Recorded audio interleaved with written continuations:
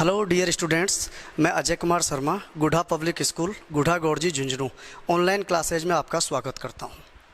तो आज हम बायोलॉजी में जूलॉजी का टॉपिक नंबर 21 इंटेग्यूमेंट्री सिस्टम या जिसे हम कहते हैं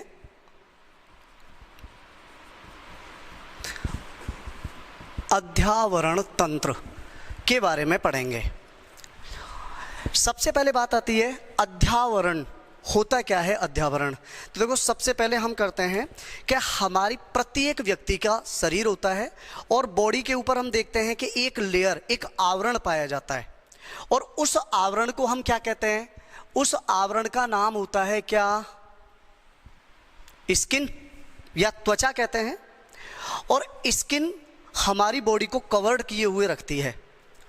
स्किन का कार्य यानी ये हमारे शरीर को कवर्ड किए हुए रखती है और कवर्ड किए हुए रखती है, तो इसी को हम क्या कहते हैं? इंटेग्यूमेंट या अध्यावरण भी कह सकते हैं।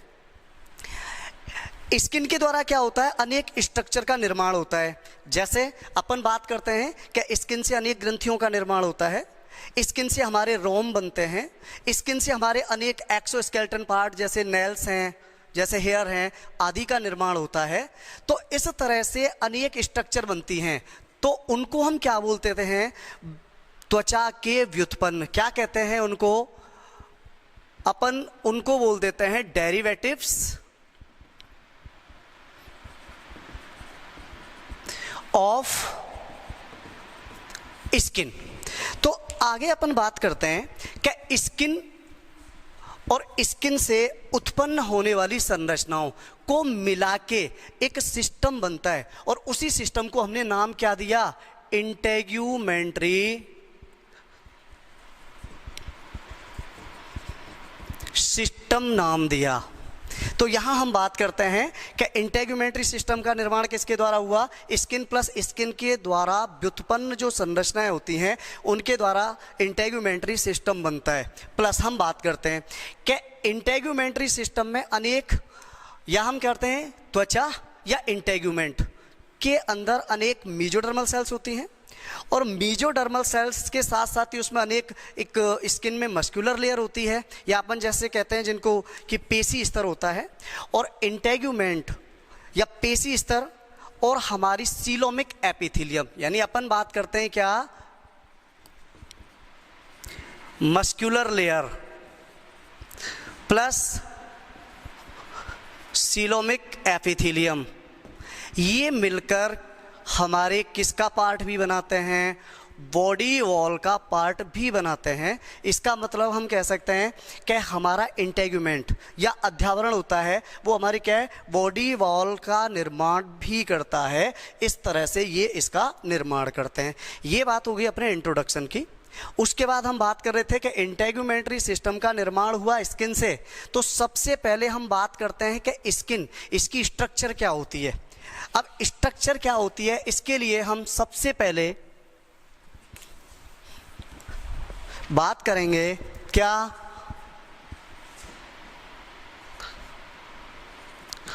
हिस्टोलॉजी ऑफ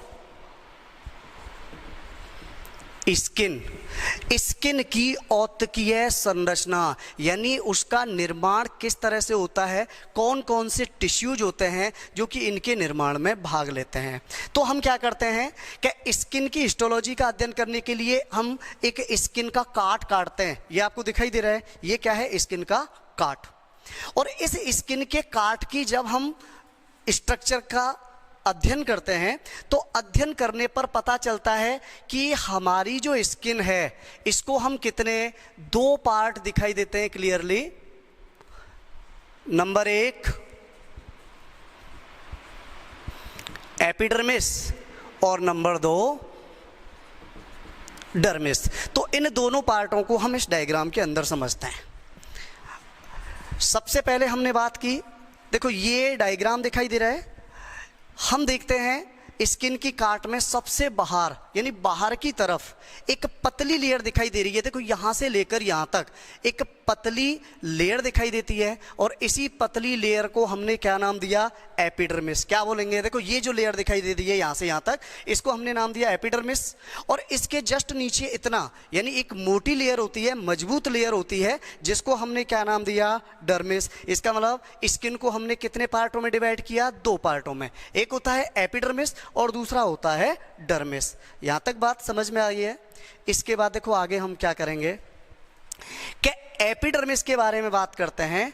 इसकी अगर बात करें उत्पत्ति की, तो एपिडर्मिस की उत्पत्ति होती है किससे,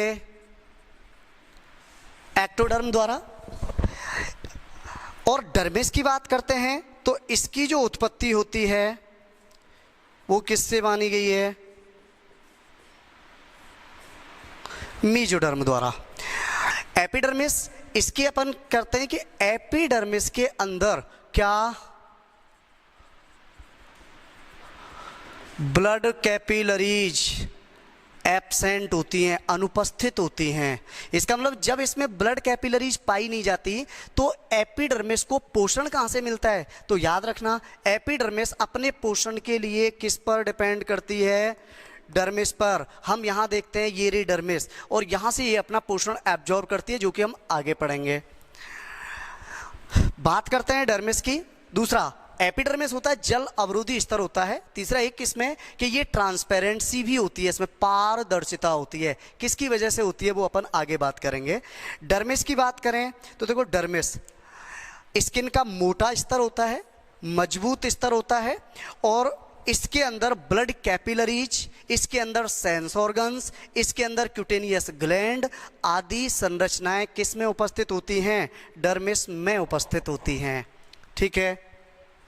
जब हम एपिडर्मिस और डर्मिस इनका अध्ययन अलग अलग करते हैं तो पता चलता है कि एपिडर्मिस, देखो ये दिखाई दे रही है, एपिडर्मिस का जब हम अध्ययन करेंगे तो हम देखते हैं कि हमें एपिडर्मिस की संरचना में कितनी लेयर दिखाई देती हैं, 5 परत दिखाई देती हैं, जिसमें number 1 stratum Malpighi, number 2 stratum spinosum, number 3 stratum granulosum, number 4 stratum lucidum और नंबर 5 स्ट्रेटम कॉर्नियम। जब हम अंदर से बाहर की तरफ जाते हैं तो इन लेयर्स का सीक्वल इस तरह से होता है, मैल्पिगी, स्पाइनोसम, ग्रैन्युलोसम, ल्यूसिडम एंड कॉर्नियम। आगे इसमें अनेक लेयर होती हैं, इसलिए हम बात करते हैं कि एपिडर्मिस होता है ना, ये स्ट्रेटिफाइड स्क्वेमस एपिथेलियम द्वारा निर्मित माना गया है, या इसको हम क्या बोल देते हैं, कूट स्तरित उपकला द्वारा निर्मित माना गया है। जबकि ये होता है, ये किसके द्वारा, संयोजी उत्तक या कनेक्टिव टिश्यू द्वारा निर्मित माना गया है डर्मिस। आगे अपन बात करेंगे 5 लेयर्स की। तो देखो सबसे पहले हम बात करते हैं, इधर से चलते हैं, स्ट्रेटम मैल्पिगी। स्ट्रेटम मैल्पिगी हम देखते हैं कि एपिडर्मिस की सबसे अंदर वाली या इनर मोस्ट लेयर होती है। सबसे पहले हम बात करेंगे किसकी, स्ट्रेटम मैल्पिगी। ये लेयर है, ये यहां पे दिखाई दे रही है। इन 5 परतों की कोशिकाओं की जो शेप होती है डिफरेंट डिफरेंट होती है, और इनके अंदर जो साइटोप्लाज्म होती है उसकी सिचुएशन भी क्या होती है, अलग अलग। और यही कारण है कि एपिडर्मिस को अलग अलग लेयर्स में डिवाइड किया गया है। स्ट्रेटम मैल्पिगी की बात कर लेते हैं। सबसे अंदर देखो, ध्यान रखना, इनर मोस्ट लेयर होती है सेल। ये केवल कोशिकाओं की एक स्तर, देखो अपन को दिखाई दे रहा है यहाँ, कोशिकाओं की केवल एक परत द्वारा निर्मित स्तर होता है ये। दूसरी बात हम देखते हैं, इसकी जो सेल्स होती हैं, सेल्स कैसी होती हैं, कॉलमनर। या अपन बात कर सकते हैं यहाँ कि इसमें जो सेल्स होती हैं वो स्तंभाकार टाइप की होती हैं, दिखाई दे रही हैं। आगे इन सेल्स के अंदर न्यूक्लियस उपस्थित होता है, इनमें साइटोप्लाज्म भी उपस्थित होता है। इसका मतलब सेल स्तंभाकार होती हैं, और सेल कैसी होती हैं, जीवित होती हैं, सब लिविंग टाइप की होती हैं। ठीक है। आगे हम बात करेंगे कि इसके अंदर जो सेल्स पाई जाती हैं वो दो टाइप की होती हैं। सेल्स भी कितने टाइप की होती है याद रखना, स्ट्रेटम मेलपिगी में दो प्रकार की सेल होती हैं। नंबर एक मेलेनोसाइट्स और नंबर दो केराटिनोसाइट्स। मेलेनोसाइट या मेलेनोसाइट्स की हम बात करेंगे तो स्ट्रेटम मेलपिगी लेयर में जगह जगह, जैसे यहाँ है, यहाँ है, यहाँ है, क्या होती हैं साहब, मेलेनोसाइट्स पाई जाती हैं। इनका मात्र परसेंटेज की बात करें तो इनका अनुपात कितना होता है, 10% होती हैं। और केराटिनोसाइट्स 90%। इसका मतलब अधिकांश सेल मेलपिगी में क्या है, केराटिनोसाइट्स, और कुछ है मेलेनोसाइट। मेलेनोसाइट का काम क्या होता है साहब, कि इसके द्वारा क्या होगा, मेलेनिन वर्णक पिगमेंट का संश्लेषण होता है। किसके द्वारा, मेलेनोसाइट। और केराटिनोसाइट्स क्या होती हैं, ये लगातार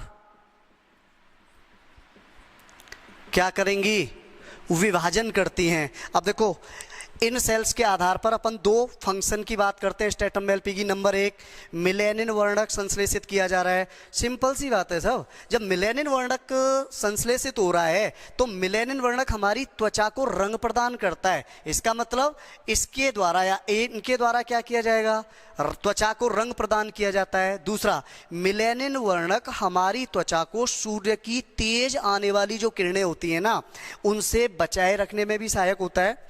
और देखा होगा आपने, यही कारण होता है कि जहां ज्यादा गर्मी पड़ती है वहां पर मेलेनोसाइट्स की संख्या मेनली ज्यादा होती है, लोगों का कलर डार्क होता है। और जहां मेलेनोसाइट्स की मात्रा कम होती है और रंग है वो कम डार्क होता है, व्हाइट होता है, गोरा रंग बोलते हैं जिसको। केराटिनोसाइट्स लगातार विभाजन होता है, तो याद रखना इसमें लगातार विभाजन की वजह से एक नई लेयर बनती रहती है, और वो लेयर क्या करेगी, यहां से आगे ट्रांसफर होती रहती है, तो आगे वाली लेयर भी आगे क्या होती है, खिसकती रहती हैं। ध्यान रखना, लगातार विभाजन के कारण स्ट्रेटम मेलपिगी को हम क्या भी बोल देते हैं, स्ट्रेटम जर्मिनेटिवम भी कहते हैं, अंकुरन स्तर भी कहते हैं। किसकी वजह से, लगातार विभाजन की वजह से। आगे बात करते हैं, देखो कि स्ट्रेटम मेलपिगी जगह जगह देख रहे हो आप, ये जगह जगह किस में, डर्मिस में, डर्मिस की पैपिलरी पार्ट में धसी हुई होती है। इसका मतलब स्ट्रेटम मेलपिगी से कुछ उभार निकले हुए होते हैं। देखो ये रहा, ये रहा, ये, इन उभारों को हम क्या नाम देते हैं, इन उभारों को हम नाम देते हैं रेटिपैक्स। दूसरी बात हमने पहले कर चुके हैं, एपिडर्मिस में ब्लड कैपिलरीज नहीं पाई जाती। इसका मतलब उनको न्यूट्रिशन कहाँ से मिलेगा, तो बेटा ध्यान रखना, न्यूट्रिशन कहाँ से मिलेगा साहब, यार ये किस पर हैं, ये रेटिपैक्स के थ्रू किस पर, डर्मिस पर उपस्थित है, डर्मिस पर व्यवस्थित हैं। और डर्मिस की बेसमेंट मेम्ब्रेन आधार कला पर स्थित होती हैं। आधार कला के थ्रू ये दिखाई दे रही है ब्लड वेसल्स, इनसे न्यूट्रिशन पहुंचता है इन सेल्स में, और इसकी सेल्स से न्यूट्रिशन आगे की लेयर्स में पहुंचाया जाता है। इसका मतलब अदर जो लेयर्स के लिए पोषण उपलब्ध कराने का काम होता है वो भी किसका होगा, स्ट्रेटम मेलपिगी का। तो बेटा ध्यान रखना, त्वचा को रंग प्रदान करना, लगातार विभाजन द्वारा नए स्तर का निर्माण करना, और अदर सेल्स के लिए पोषण एब्जॉर्ब करना, ये किसका काम होता है, स्ट्रेटम मेलपिगी, यानी ये वाली लेयर होती है, इसको कहते हैं। इससे आगे बढ़ते हैं अपन, देखो नेक्स्ट, ये ग्रीन कलर की दिखाई दे रही है आप लोगों को, ये स्ट्रेटम स्पाइनोसम, स्पाइन, और स्पाइन का मतलब होता है कंटक, यानी स्ट्रेटम मेलपिगी के जस्ट बाहर की ओर एक परत पाई जाती है, और ये परत लगभग कोशिकाओं के कितने, 5 से 6 लेयर द्वारा निर्मित होती है। यानी कोशिकाओं के कितने, 5 से 6 स्तर होते हैं, और उनसे बनती है एक लेयर जिसको हमने क्या दिया नाम, स्ट्रेटम स्पाइनोसम। याद रखना, स्पाइन कांटे से बनाया, कांटे से बनाया, यानी इसकी जो सेल्स होती है ना, इन सेल्स की सिचुएशन क्या होगी, देखो इनकी सेल्स होती हैं सब पॉलीहेड्रल टाइप की आकृति में होती हैं, प्लस इनमें कांटे जैसी स्ट्रक्चर पाई जाती हैं और कांटे जैसी स्पाइन, इसीलिए इसको स्ट्रेटम स्पाइनोसम नाम दिया। यहाँ आओगे हम देखते हैं इसमें भी क्या पाया जाता है, न्यूक्लियस उपस्थित होता है। इनमें भी क्या पाया जाता है, साइटोप्लाज्म उपस्थित होता है। इसका मतलब ये सेल्स भी कैसी होती हैं, जीवित होती हैं। कोशिका द्रव्य पाया जा रहा है, न्यूक्लियस पाया जा रहा है, जीवित होती हैं और इनका मेन कार्य होता है एपिडर्मिस को क्या प्रदान करना, दृढ़ता प्रदान करना। एपिडर्मिस के लिए दृढ़ता प्रदान करने का काम किसका है, स्पाइनोसम का। ठीक है, दूसरी लेयर कंप्लीट होगी। अब हम बात करेंगे स्ट्रेटम ग्रेन्युलोसम। देखो नाम का ध्यान रखना, ग्रेन्युलोसम ग्रेन्यूल से बना है, इसका मतलब ग्रेन्यूल्स का मतलब कणिकाएं। आगे हम जैसे ही बढ़ते हैं तो तुम्हें दिखाई दे रही है ये लेयर, इसको स्ट्रेटम ग्रेन्युलोसम कहते हैं। इसका निर्माण लगभग 6 से 7 सेल्यूलर लेयर कोशिकीय स्तरों द्वारा बनी होती है ये परत। हमने बात की साहब स्ट्रेटम ग्रेन्युलोसम। देखो आगे हम एक सेल के द्वारा इसको समझ सकते हैं कि इसकी जो सेल्स होती है ना ओवल शेप्ड होती है सब, अंडाकार। ग्रेन्युलोसम की सेल कैसी होती हैं, अंडाकार होती हैं। दूसरी बात, इसके अंदर क्या पाया जाता है, न्यूक्लियस पाया जाता है। इसमें क्या है, ये साइटोप्लाज्म भरा हुआ है, यानी ये क्या न्यूक्लियस, ये क्या भरा हुआ है, साइटोप्लाज्म। अब हम बात करते हैं कि इसको ग्रेन्युलोसम ग्रेन्यूल से, इसका मतलब इसमें क्या होते हैं कि इस तरह के छोटे छोटे ग्रेन्यूल्स पाए जाते हैं और इन ग्रेन्यूल्स में क्या होता है, एक पदार्थ भरा होता है। इन ग्रेन्यूल्स में क्या भरा होगा, पदार्थ, और उसको हमने क्या नाम दिया, देखो इस पदार्थ को हम नाम देते हैं केरेटोहाइलिन। क्या कहते हैं, केरेटोहाइलिन। इसका मतलब स्ट्रेटम ग्रेन्युलोसम में छोटे छोटे ग्रेन्यूल्स जो भरे हुए थे वो केरेटोहाइलिन के थे। और केरेटोहाइलिन का निर्माण कई बार पूछ लिया जाता है साहब, केरेटोहाइलिन का निर्माण किससे होता है, आंसर क्या होगा, देखो keratohyalin calcium plus acidic polysaccharide plus RNA, इनसे मिलकर बना होता है क्या, केरेटोहाइलिन।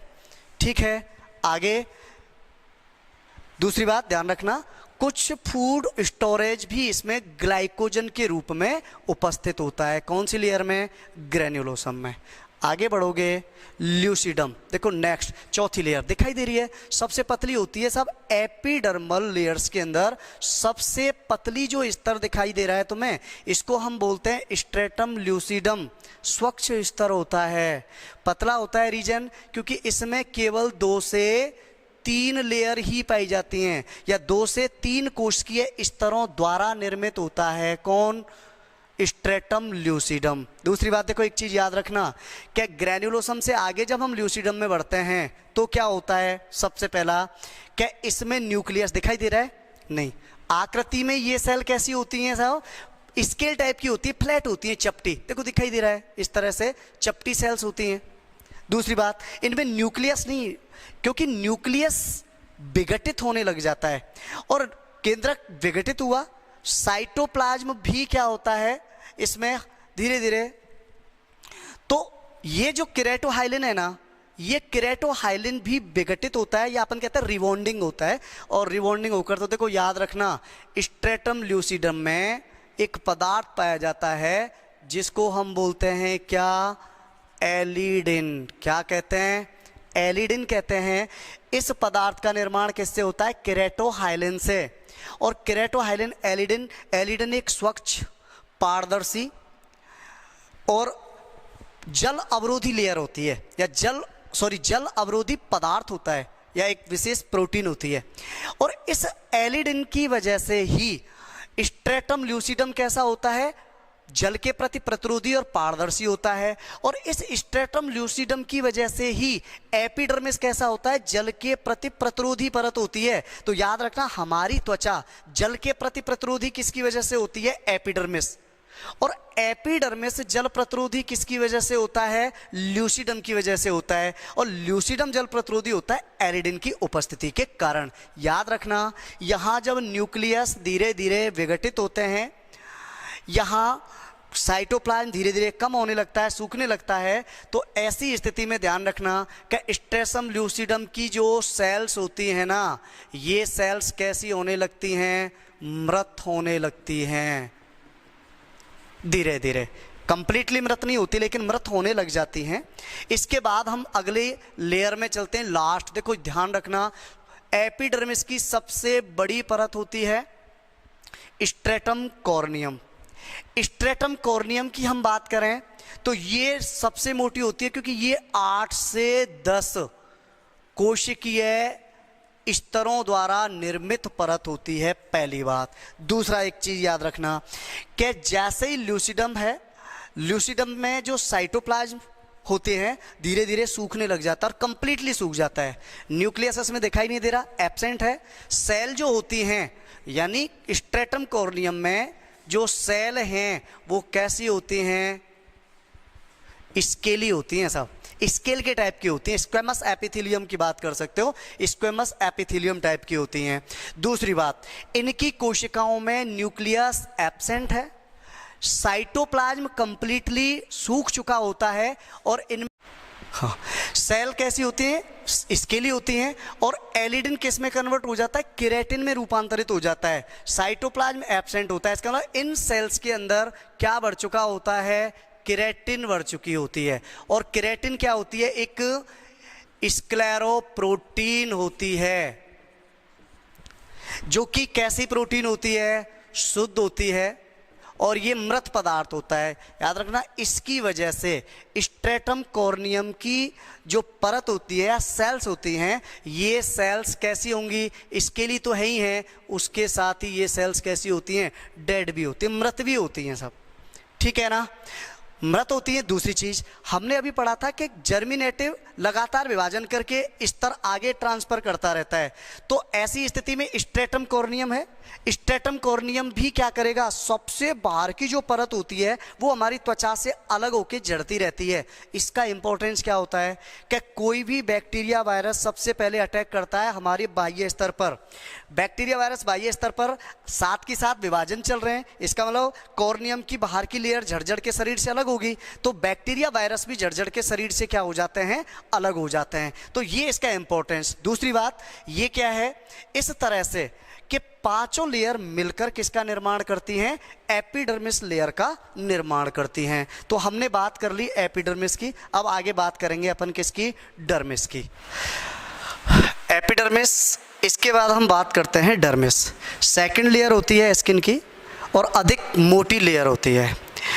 एपिडर्मिस की तुलना में 2 से 3 गुना मोटी होती है, मजबूत होती है, तथा यह इसकी उत्पत्ति मेसोडर्मल टाइप की होती है, और ये कनेक्टिव टिश्यू या संयोजी ऊतकों द्वारा निर्मित परत होती है।